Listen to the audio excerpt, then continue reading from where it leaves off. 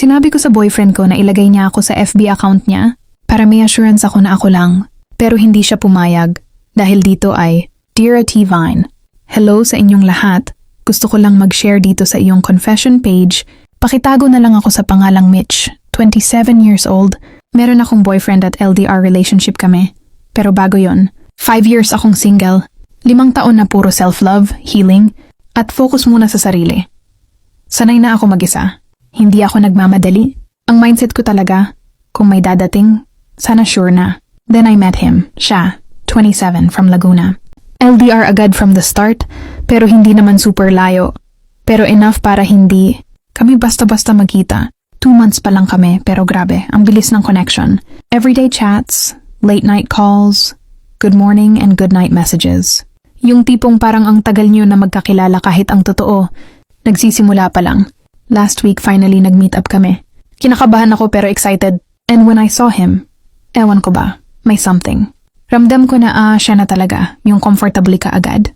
Yung hindi awkward, yung pag magkatabi kayo parang tama, hindi pilit, hindi scripted. Parang natural lang, umuwi akong masaya, may sigurado. Pero kanina, may nangyari. Bigla kong naisip LDR kami. Hindi kami araw-araw magkasama. Hindi ko siya nakikita physically. Ang meron lang kami ay communication at assurance. So sabi ko sa kanya, half joking, half serious, pwede mo ba ako ilagay sa bio mo sa Facebook? Sa totoo lang, hindi ko naman kailangan ng bonggang public post. Hindi ko kailangan ng everyday sweet captions. Gusto ko lang ng konting reassurance. Parang simple sign na, taken ako. May girlfriend ako, pero umayaw siya. Sabi niya, pag matagal na tayo, parang ang simple lang ng sagot niya, pero ang bigat sa pakiramdam ko. Kasi para sa akin, kung sure ka sa tao, bakit kailangan maghintay? Hindi naman ako nanghihingi ng proposal. Payo lang naman. Oo, nag-my day siya ng picture namin dati. 1 beses. Pero hanggang dun lang. After nun, wala na. Tapos isa pa, ang daming girls na nagre-react sa posts niya.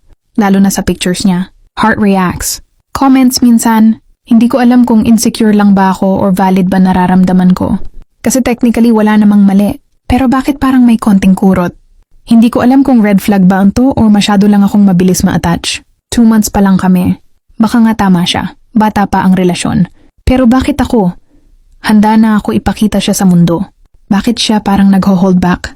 Hindi ko alam kung protective lang ba siya sa privacy niya o may tinatago.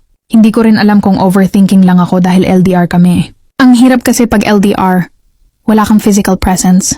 Words lang talaga at actions online ang basehan mo. Kaya siguro para sa akin, yung paglalagay sa bio, maliit na bagay lang pero malaking reassurance. Ngayon tuloy, torn ako. Run ba? Kasi baka sign na hindi siya 100% sure sa akin. Or stay? Kasi baka naman masyado lang akong nagmamadali at kailangan lang ng konting time. Hindi ko alam. Ang alam ko lang, gusto ko ng love na hindi ako magdududa kung proud ba siyang akin ako. At ngayon, tahimik ako. Pero sa loob ko ang dami kong tanong. Kung kayo ang nasa katayuan ko, okay lang ba na ayaw kanyang ilagay sa bio niya? Accepted ba talaga na sabihin niya sa'yo na sa kana dahil bago pa lang? Pero bakit may nangyari na? Dahil sa magulo kong pag-iisip, sana ay mapayuhan niyo ako salamat